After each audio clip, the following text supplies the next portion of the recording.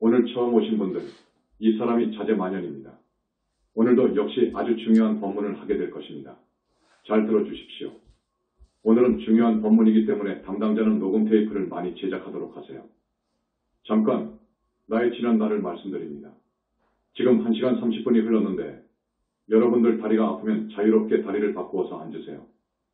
그렇게 빨리는 아니었지만 학교를 나와서 곧 스님이 되었습니다. 그때 내 나이가 24살쯤 되었을 것입니다. 누구보다도 진리란 무엇인가? 정법이 무엇일까? 하고 대단히 파고팠습니다. 이 세상, 이 사회에 남아있었더라면 아마 상당한 고위직 공무원에 올라갔을 것입니다. 그것을 버리고 스님이 되었지요. 유독 구도심이 많았던 내가 지금 생각해봐도 대단했습니다. 큰 스님들 밑에서 공부를 하고 또 산중 토굴에 들어가서 도반하고 공부를 하다가 스님이 된 지 10년쯤 되어서 내가 깨친 바가 그러니까 나는 이 정도면 이 나라에서 그 어떤 선지식 못지않으니까 중앙으로 가서 내가 알고 있는 진리를 널리 펴는 포교사가 되어야겠다고 생각했습니다. 그러면서도 한편으로 그때까지는 선불교가 우리 모두가 가야 할 진정한 불법의 길이라고 알았지요. 그렇지만 내가 등록을 해보니까 그들이 이야기하는 대자유는 아니었습니다. 자유롭긴 해도 그것은 제한적일 뿐이었습니다. 그래서 화엄경을 보고 히말라야 초인들의 삶을 보고 카발라 신비주의 쪽을 들여다보고 일기를 보니까 이것은 아니다. 나는 여기서 만족을 못한다. 그래서 외도라는 지탄을 받았지만 과감하게 연불로 회귀했습니다. 그 후로 30여 년간 연불 수행을 하면서 여러 교학을 보고 동서고금의 철학을 살펴봤어도 만족할 수가 없었습니다. 그러던 차에 여러분들이 잘 아시는 우리 광명 만덕님을 만났습니다. 그래서 진짜 연불을 했습니다. 금강경 원리 읽고 다란이를 하고 석가모니불을 열심히 침명했습니다. 그래서 부처님으로부터 붓다의 인가를 받았습니다. 여러분, 붓다라고 하면 엄청난 법이 옵시다. 부처님 이후로 두셋밖에 되지 않습니다. 정말로 들은 분은 광명만덕입니다. 지금은 많은 사람들 앞에서 이것이 정법이요 하고 정말로 자신 있게 말할 수 있습니다. 여러분, 그리고 오늘 처음 오신 분, 잘 오셨습니다. 지금까지 내 법문을 많이 들으신 분, 오늘도 새로울 것입니다. 여러분은 우리와 인연이 있기 때문에 금생에도 잘 살아야 되고 다음 생에도 잘 살아야 되고 그리고 윤회를 벗어나야 됩니다. 윤회 있습니다. 욕도 있습니다. 지옥이 있습니다. 극락이 있습니다. 이렇게 자신 있게 말한 사람은 역사 이후로 없습니다. 이 정도만 말씀드리고 본론으로 들어가겠습니다. 내가 21세기 붓다의 메시지 권을 쓸 때 이 사람을 소개했습니다. 누구냐? 정복창입니다. 책을 많이 읽으신 분은 아마 그냥 알아들을 것입니다. 정복창, 아시는 분? 몇 사람이 있네. 됐습니다. 이분은 내가 그때 한두 줄 정도로 소개했습니다. 스스로 만장을 쓰고 좌탈한 유가 애 큰 도인 아마 이렇게 써놓았을 것입니다. 이 정도로만 설명했습니다. 좌탈이라는 것은 앉아서 죽었단 말이에요. 만장을 아시죠? 만장, 여러분 상여 나갈 때 만장 나가지요. 스스로 자기 만장을 써놓고 좌탈한 분입니다. 그분은 엄밀히 말하면 유가가 아니라 선도 쪽입니다. 내가 오늘 이분의 일생을 여러분에게 간단하게 전하겠습니다. 그 뜻이 있습니다. 오늘 여러분한테 왜 이분, 정복창을 소개 올려드리느냐? 이분은 상당한 신통이 있었습니다. 신통 등을 비롯해서 외도에 대해서 이야기를 하고 정법에 대해서 이야기하고 싶어서 정복창이라고 하는 인물을 오늘 여러분한테 소개를 해드립니다. 이조시대의 왕, 중종 다음에 인종, 그 다음에 명종, 그 다음에 선조로 가지요. 정복창은 그 당시 중종, 인종, 명종대의 도인이었습니다. 1인이었습니다. 그런데 인종이라는 왕은 등극하여 재위기간 1년밖에 되지 않았는데 그 인종도 신통을 했습니다. 정복창은 그 인종이 정신적으로 가장 존경한 스승이었습니다. 중종이 승하하고 인종이 등극했는데 인종이 병풍 뒤에다가 스스로 써놓은 것이 있습니다. 내가 왕이 되면 영의정은 정함 조광조를 기용할 것이고 좌의정에는 화담 서경덕을, 우의정에는 북창 정념을 기용한다. 이렇게 써놓은 것이 있어요. 이만큼 정복창이라는 인물을 인종이 정신적으로 대단히 존경했습니다. 여러분이 역사를 배워서 아시겠지만 정복창이 살았던 전후의 조선 양반사회는 연산군의 사화가 지나갔던 여파 때문에 많은 벼슬아치들이 자기의 목숨을 예측할 수 없었던 때였습니다. 정복창은 선천적으로 벼슬길을 싫어한 사람이었습니다. 그래서 벼슬에는 뜻을 두지 않았습니다. 정복창은 공부를 많이 했지요. 유교, 불교, 선도, 유불선 모두 상당한 수준이었습니다. 그래서 우리나라에서 손꼽을 만한 학덕이 갖춰진 대단한 이인이었습니다. 인종왕도 학문과 도덕이 상당히 높은 분입니다. 앞에서도 말씀드렸지만 제위에 오른 지 1년 만에 승하했습니다. 인종왕이 어느 동지 날 동궁에 있었을 때입니다. 동지의 팥죽을 써먹지요. 동궁의 관원들과 이야기를 하던 중에 벼랑간 혼자 큰 소리로 웃어요. 임금이 실없이 웃는다고. 그러니까 동궁의 관원들이 어찌해서 그렇게 웃으십니까? 하고 물었습니다. 아, 글쎄 웃지 않을 수 있겠느냐. 들어봐라 하시거든요. 아마 지금의 북한산일 것입니다. 북한산 아시죠? 북한산에 절이 몇 개 있지요. 그때 북한산에 북한사가 있었다고 그래. 비군이 절이었는데 큰 절이었습니다. 너희들 들어봐라. 북한사 여승이 동지 팥죽을 이고 대돌 위로 올라가다가 지금 넘어져 버렸다. 넘어져가지고 머리에서 발끝까지 팥죽으로 뒤집었었단 말이다. 그러니 웃지 않을 수 있겠느냐? 라고 하신단 말이에요. 그래서 이 사실을 기록해 두었다가 동궁의 관원들이 나중에 그 북한사를 가서 조사를 해봤대요. 정확한 시간에 그랬다는 거예요. 인종대왕이 그 정도였어요. 그 인종대왕이 가장 존경했던 분이 정복창입니다. 이제 정복창에 대한 이야기를 합니다. 성은 정씨여 이름은 정. 호가 북녘복창 은창문이라는 뜻의 창자를 씁니다. 복창이요. 아버지가 강원 감사를 지냈던 정순봉이라고 하는 분이었습니다. 감사는 현재의 도지사입니다. 아버지도 대단한 분이에요. 그분이 강원 감사로 있었기 때문에 정복창이도 아버지를 따라 강원도에 살았겠지요. 정복창이가 하루는 오대산 월정사 부근에 머물러 있을 때의 일입니다. 날씨는 청명한데 산 아래에 있는 어느 농부집 울타리에 수많은 참새들이 떼를 지어 앉아가지고 지저귀고 있었어요. 정복창이가 그 지저귀는 참새 소리를 가만히 듣더니 큰일 났구나. 저 집에 3일 후면 큰 변이 생기겠구나. 하지만 전생의 팔자인데 할 수 없지 하고 혼자 중얼거리니까 사람들이 의아해했단 말이요. 미친 소리라고 했지요. 그런데 3일 후 그 집주인인 농부가 우물을 파다가 오른쪽 발을 디딘 돌이 벼랑간 무너지는 바람에 우물 속으로 빠져서 익사해 죽었습니다. 그제야 모든 사람들이 감탄했지요. 그런데 정복창은 참새 소리뿐만 아니라 모든 날짐승들의 지저귀는 소리를 듣고 이해를 했다고 합니다. 대단한 분이죠. 그 북창은 일찍이 심상궁곡 깊은 산에 들어가서 여러 가지의 영통비법을 공부했다고 합니다. 영통비법. 나는 거기에 대해서 좀 압니다. 제법 알지요. 중국에는 대단한 비법이 많습니다. 인도가 비법이 많다고 하지만 중국이 지지 않습니다. 여러 가지 비법이 많습니다. 정복창 이가 이런 영통비법을 한 분이요. 오늘 여러분한테 정법을 이야기하고 싶어서 신통 이야기를 하는 거예요. 엄동설한 흰 눈이 산과 들을 뒤덮고 모진 찬바람이 뼛속까지 스며드는 어느 날 북창이가 어느 친구 집을 찾아갔답니다. 그 친구는 엄동설안에 너무 추우니까 집에서 오들오들 떨고 있었어요. 옛날 시골집이 허술해서 요즘처럼 난방이나 그런 게 시원치 않잖아요. 북창이가 그 친구 방에 들어가 보니 자기도 춥단 말이에요. 그래서 친구에게 말하길 쇠 조각 하나만 구해오게 그랬어. 그 친구가 못하려고 하니까 가지고만 오게라고 했어. 친구가 밖에 나가서 한참 있다가 호미 조각을 들고 들어왔어요. 호미 알지요? 호미 조각을 들고 들어왔단 말이에요. 북창은 그것을 옆구리에 끼고 얼마 동안 있다가 그 쇠 조각을 꺼내서 화로에다가 딱 던졌단 말이에요. 물론 불이 없는 화로지요. 그랬더니 그 쇠 조각이 시뻘건 불덩이로 변했어요. 방 안에는 훈훈한 기운이 돌았어요.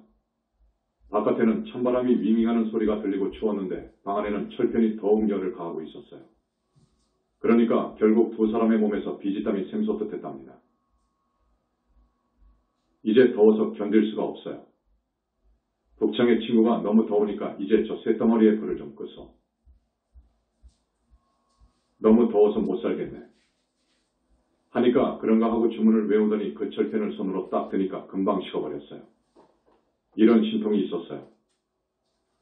정복창은 자기가 타고난 수명으로 80세를 누릴 수 있다는 것을 알았어요.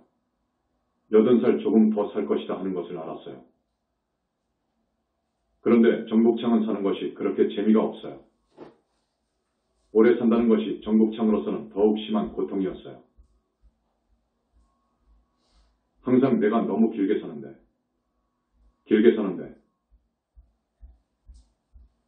이러면 안 되는데 하고 자탄했답니다. 어느 날 복창의 친구가 찾아왔습니다. 그 친구도 선도를 한 사람이었어요. 여러분, 선도 그러면 아실 겁니다. 기 공부하시죠. 그 친구가 찾아와서 하는 말이 내가 노부모와 자식들을 데리고 제대로 살 수가 없네. 내가 과거 시험을 봐야 되겠는데 좀 한번 봐주게. 중이 제 머리 못 깎는다는 말이 있듯이 내가 선도를 그렇게 했어도 욕심이 눈을 가려 흐려지네 그려. 그러니까 내가 금년에 과거를 보는데 합격하겠는가 불합격하겠는가 좀 한번 봐주게라고 했답니다. 정복창은 그 친구보다도 몇 단계 더 공부가 높이 된 분이거든요. 하는 말이 자네가 선도를 하는데 지금 자네 몸으로는 신선이 될 수도 없고 인도 환생에서 다음 생에나 가야 신선이 될 것이네. 그리고 지금 자네가 바라는 과거는 금년에 본다고 하지만 신통치 않네. 그 친구는 자기가 타고난 수명도 길지 않다는 것과 과거에도 합격될 수 없다는 말을 듣고 낙담해서 돌아갔습니다. 그러다가 다시 찾아왔습니다. 여복의 북창. 전번에 자네 말대로 내가 과거에 떨어졌네. 우리 부모는 더욱 늙어가. 자식들은 아직도 미워해. 그런데 내가 명이 짧다고 하니 죽게 되면 우리 집안은 멸망하는 판국인이 여복의 친구.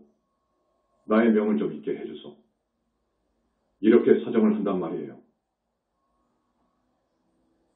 북창이 하는 말이 하늘이 정해준 목숨을 어떻게 느리거나 줄일 수 있단 말인가.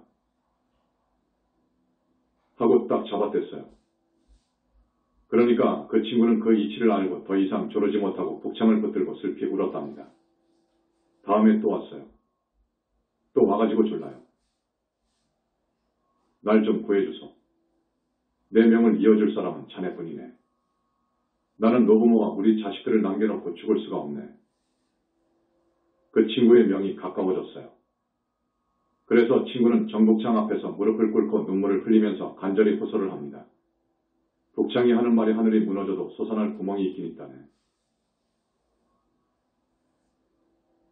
또 다시 들러보게. 한번 생각해 보겠네 했어요. 그 다음에 찾아온 친구를 향해서 복창이가 하는 말이 이래요. 자네 내 말 꼭 명심하게. 돌아오는 새해 정월 보름날 한양의 남문 앞에서 기다리고 있게. 문이 열리자마자 제일 먼저 나무를 싣고 오는 노인이 있을 것이네. 그 노인에게 불문곡직하고 달라붙어 살려달라고 해보게. 그 노인이 함부로 떠다밀고 구박해도 끝끝내 애걸해보게. 찰거머리같이 붙어서 애걸해보게. 그러면 수가 있네. 아주 명심하게. 이렇게 말을 했어요. 그 당시 새벽 3시쯤 되면 파루라고 해서 33번의 종이 울립니다. 20장이 파루를 쳐요. 그러면 남문이 열려요. 여러분, 남문이 어디에 있죠? 지금의 남대문 숭례문이에요. 동문은 어디에 있죠? 숙정문이지. 그리고 동문이 있죠. 동대문 흥인지문. 서문이 있죠. 서대문 돈이문. 그 남문이었습니다. 그 친구는 아주 고지식하지. 복창이가 알려준 그 정월 보름날 잠을 자지도 않고 남문 앞으로 갔어. 새벽 3시면 자도 되는데 거기서 꼬박밤을 지새우고 3시가 딱 되니까 파루가 33번 울렸습니다. 급기야 남문이 활짝 열리니까 와. 하고 많은 사람들이 몰려 들어온단 말이에요. 과연 그때 제일 앞에서 들어오는 노인이 있었어요. 물론 그 노인이 나무를 싣고 들어오는 것이었어요. 그래서 그 친구가 벼락같이 달려가서 그 노인을 붙잡고 노인장님, 저를 제발 한번 살려주십시오. 저를 제발 한번 살려주십시오. 하고 꿇어 엎드렸어요. 그러니까 그 노인이 버럭 화를 내면서 이놈아. 너는 누구길래 남의 길을 막고 뚱딴지 같은 소리를 하느냐. 썩 물러나지 못할까. 그래도 친구는 더욱 공손한 태도를 보이면서 다 아시면서 뭘 그러십니까? 제발 소인의 목숨을 연장해 주십시오. 소인의 명을 좀 연장시켜 주시옵소서. 하고 더욱 공손한 자세로 무릎 꿇고 애원을 했어요. 이놈아, 도대체 무슨 꿈을 꾸었는지 모르겠으나 무슨 수작을 부리는 거냐? 나무단이나 해서 팔아먹고 사는 이 늙은 노인이 그런 재주가 있으면 이 꼴을 하고 다니겠느냐? 그래도 이 친구에게는 소용없어. 영감님, 제발 살려주십시오. 적선하십시오. 하고 사정사정을 했단 말이에요. 이제 노인의 옷자락을 붙잡고 매달립니다. 그러면 그럴수록 노인은 대단히 괴팍해. 뿌리치고 하는데 이제는 뿌리치는 것이 문제가 아니오. 채찍을 가지고 막 두들겨 패고 발길질을 한다고. 친구는 옷이 찢기고 얼굴에 피가 났지만 그를 놓치지 않고 따라갔어요. 온종일 노인을 쫓아다니면서 지성으로 빌고 빌었어. 그럴수록 노인은 더욱 큰 소리로 욕설을 퍼붓기만 했지요. 그런데 이 주리를 틀 놈아. 도대체 어디까지 나를 쫓아다니겠다는 말이냐? 하니까 황송합니다만 노인장 댁까지 따라갈 것입니다. 노인장의 가복 노릇이라도 해서 모시고 지내겠습니다. 소인의 명을 좀 이어주옵소서. 가복, 종이어요. 종. 이놈아. 내가 나무장사나 해서 근근히 먹고 사는데 웬 종을 둔단 말이냐? 노인과 친구는 그렇게 하루 종일 실랑이를 했답니다. 저녁 무렵이 되어서 한강 나루 백사장까지 왔어요.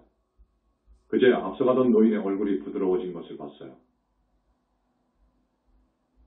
저 모래밭에 좀 앉게. 그리고 혼자서 중얼거려요. 정복창이라는 놈, 매우 고약한 놈이다. 그놈이 함부로 청기를 누설했단 말이야. 그러니 친구가 귀가 번쩍하지. 노인이 정복창의 이야기를 하거든. 노인장께서는 혹시 정복창을 아십니까? 알다 뿐이냐? 그놈이 앞으로 80은 살 놈인데 자기가 안 살겠다니 할 수 있느냐? 그럼 나이 30년을 떼어서 자네한테 주지. 이제 걱정 말고 가거라. 조치는 내가 해놓는다. 그렇게 말한 후 노인은 어디론지 사라져버렸어요. 그 친구는 오랜만에 정복창이를 찾아갈 수밖에 없었습니다. 정복창이 하는 말이오. 잘 왔네. 고맙네. 내 목숨 30년을 자네가 떼어갔으니 잘됐네. 나는 사실 이 세상에 뜻이 없네. 나는 이 난세의 세상에서 이 이상 더 살고 싶지 않아. 자네는 앞으로 30년 동안 부귀와 영광을 누릴 것이네. 좋은 일 많이 하고 오게. 그동안 큰 변란이 여러 차례 일어날 것이네.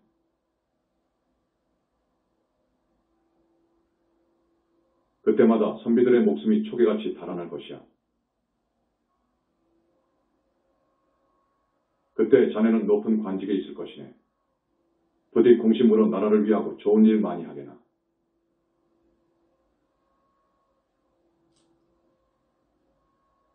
그래서 자네의 수명을 더 늘리게 해준 것이네.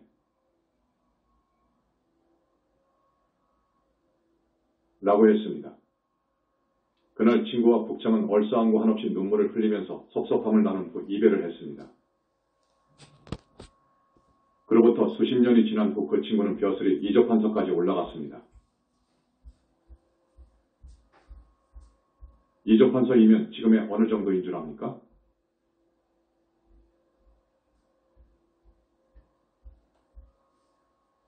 행정자치부, 옛날의 내무부 장관이지요.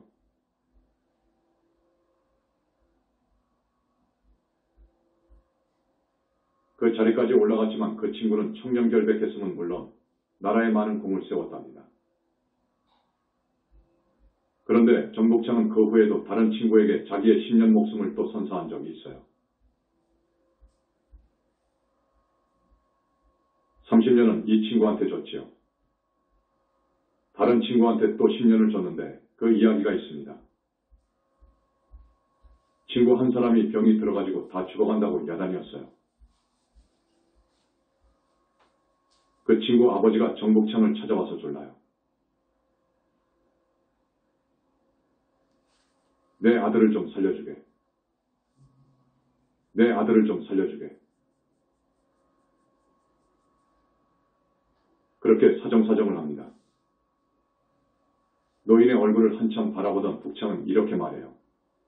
천명이 다한 것이니 그것은 인력으로 어떻게 할 수가 없어.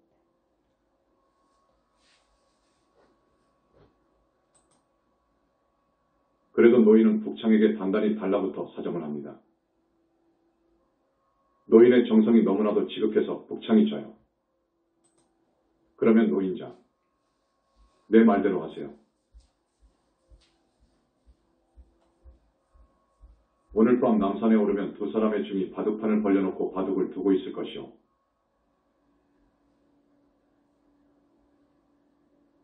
그 두 중에게 애걸하십시오. 그러면 좋은 수가 생길 것입니다.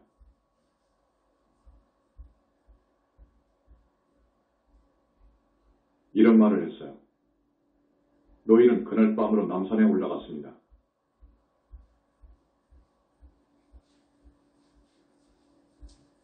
과연 북창의 말대로 두 중이 달빛 아래서 바둑판을 놓고 바둑을 두고 앉아 있었어요.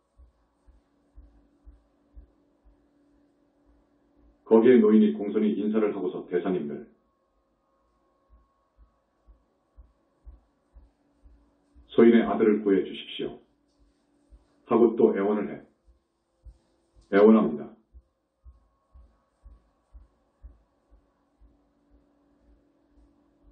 그들이 의아해가지고 도대체 누구길래 이 밤중에 여기 와서 사람을 살려달라는 거요. 노인은 그 두 사람의 중 앞에서 무릎을 꿇고 사정을 합니다.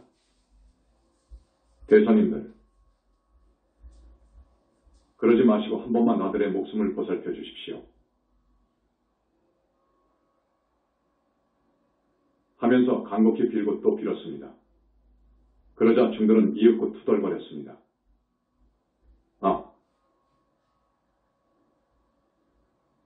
그 북창이라는 놈이 번번이 이따위 짓을 한단 말이야. 그러면 할 수 없지. 그놈의 목숨을 또 10년만 감할 수밖에.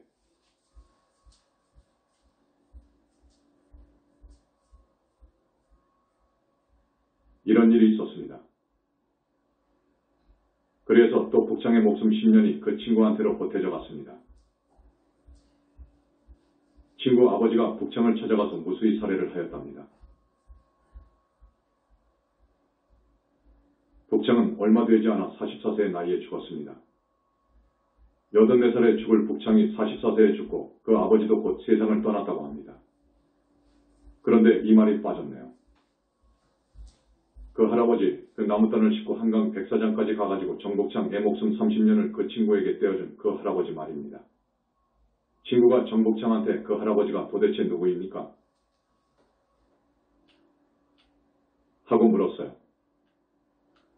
그러니까 정복창 이가 그 할아버지는 하늘의 사명성군이네.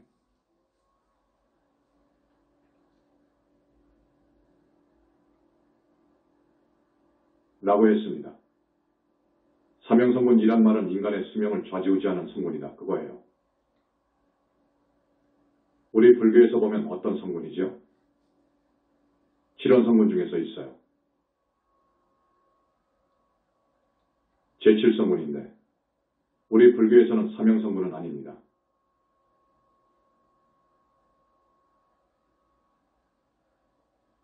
그러니까 내가 볼 때에는 사명성군은 외도의 성군인데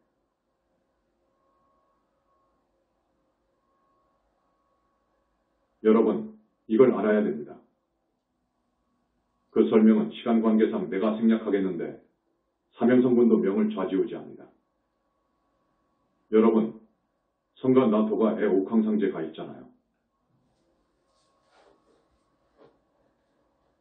줄여서 상제라고 하잖아요. 상제는 과연 신이 올시다. 신의 왕이거든요. 그분은 이 사바세계의 거의 모두를 관장합니다. 그런데 법계에는 주인이 없다고 했지요. 법계에는 주인이 없어요. 누구나 수행을 해서 선정산매에 들어서 쭉 가가지고 보살이 되고 더더욱 공부를 해서 상품보살이 되고 최상수보살이 되고 불격을 갖춘 최상수보살이 되고 하면 그런 능력이 있어요. 그래서 우리 불교에서는 옥황상제 급하고 똑같은 분을 누구라고 하죠? 제석천왕이어요. 제석천왕도 그런 능력이 있어요. 제석천왕의 능력은 옥황상제보다도 더 위에 있지요. 여러분, 아셔야 됩니다.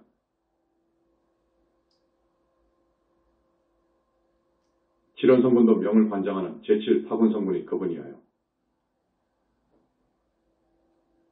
칠원성분들이 관장하는 일을 보면 제1성 탐랑성분은 자손들에게 복을 주고 제2성 검은성분은 장애와 재난을 없애준다.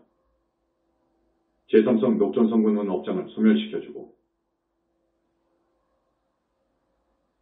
제4성 문곡성분은 구하는 바를 모두 얻게 해준다. 제5성 염정성분은 100가지 장애를 없애주고 제6성 무곡성분은 복덕을 두루 갖추게 해주며 제7성 파군성분은 수명을 연장시켜준다. 외도 쪽으로는 사명성분이에요. 그 할아버지가 그런 분이네 하고 정복창이가 말한 거예요. 오늘 정복창 이야기를 한 것은 여러분들이 신통이라는 것에 대해서 궁금해하고 내가 그 본질에 대해서 말을 했지만 조금 더 말을 해주고 싶고 또 외도하는 이야기를 좀 하고 싶고 정말 알아야 됩니다, 여러분. 이제 여러분에게 대단히 중요한 법문을 해드립니다. 이 정복창의 신통은 하늘사람 수준입니다. 하늘사람은 오통을 갖추니까요. 그 사람의 명을 미리 알아서 예언을 하고 병을 고칠 수도 있고 더 큰 신통으로 가면 여기에 있다가 갑자기 없어져 버리기도 합니다. 지금 일본에서 우리 신도분들이 왔는데 가령 저분들이 큰 신통을 하는 분한테 아차. 내가 지금 일본에 우리 집 거실에 있는 내 책상 서랍에 일기장을 놔두고 왔네. 그 일기장에 우리 자제 만연 큰 스님의 법문을 꼭 적어야 되겠는데 이거 갖다 줄 수 없겠느냐? 고하면 순식간에 가서 갖다 줄 수도 있습니다. 대단하죠? 물 위를 걸어갈 수도 있어요. 바다 위를 걸어갈 수도 있고 비를 오게 할 수도 있고 하늘을 다닐 수도 있고 땅속을 다닐 수도 있습니다. 이런 것이 큰 신통인데요. 이러한 신통을 어떻게 보느냐 하는 것입니다.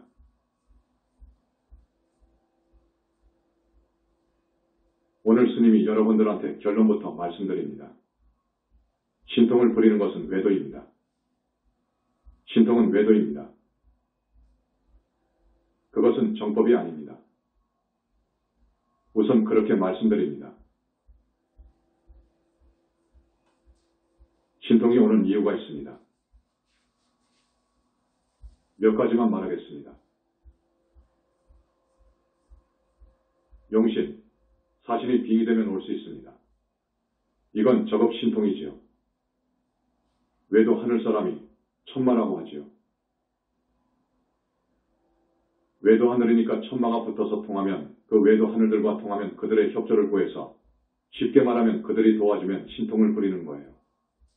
그래서 중국이나 인도 같은 데는 많은 신통을 얻는 법이 있어요. 그걸 영통법 또는 통영법이라고 해요. 온갖 법이 많습니다. 가령 어떤 사람이 독사한테 물렸다. 시골에서 독사한테 물려서 고치고 독사를 부리는 그러한 신통도 있어요.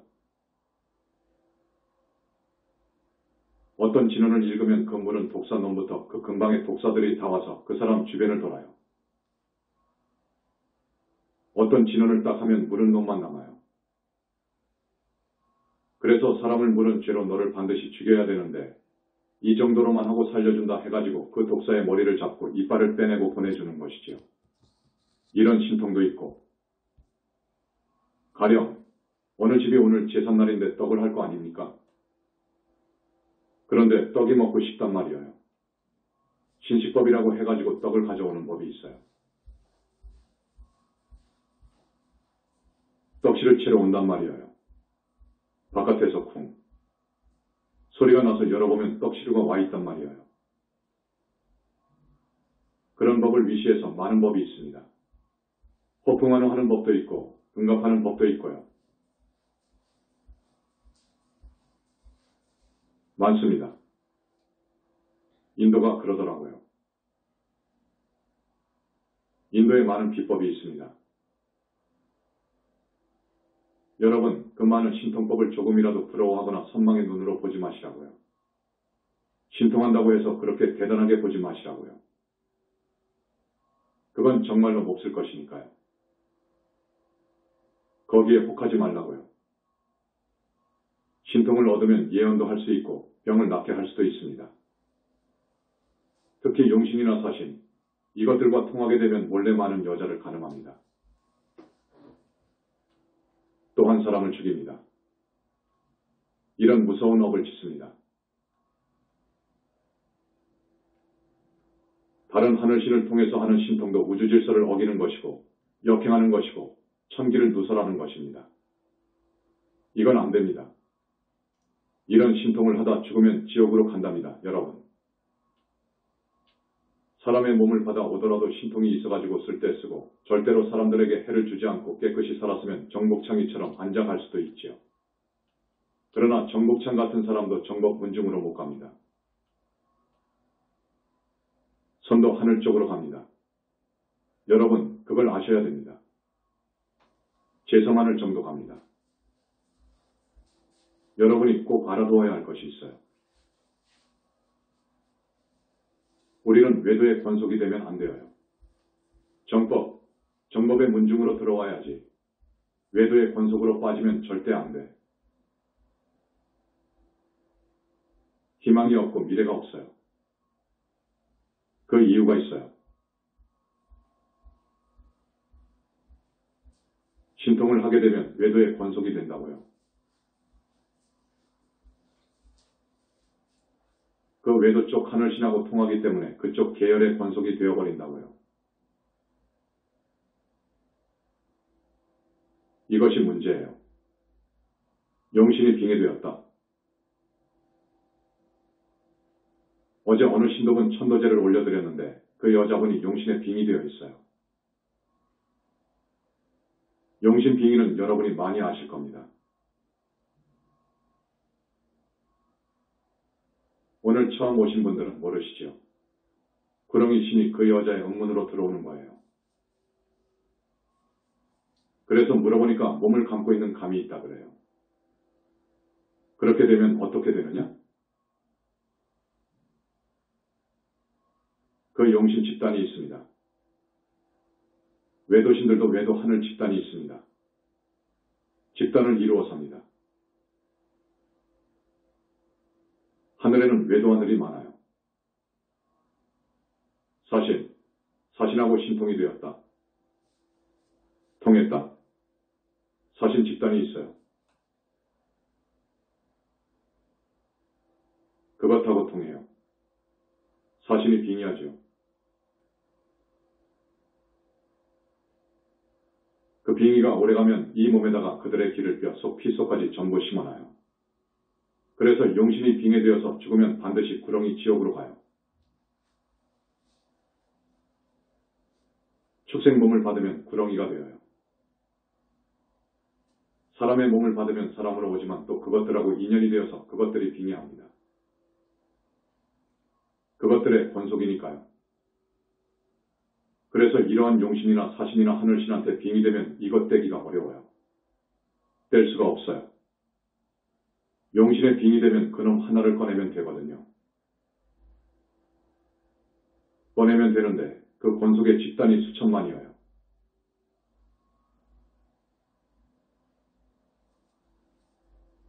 사람들이 달려들어요. 여러분, 얼마나 무서운 줄 압니까?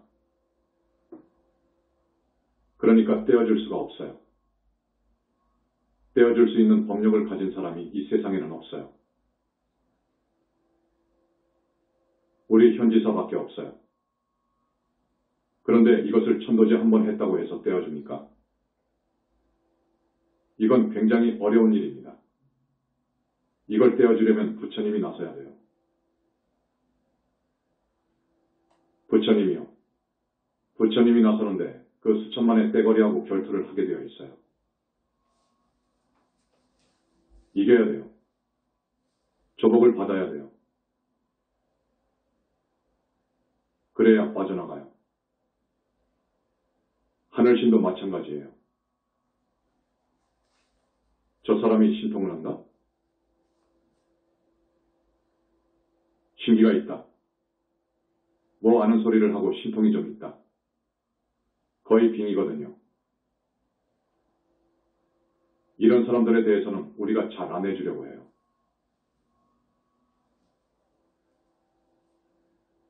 못 해줘요.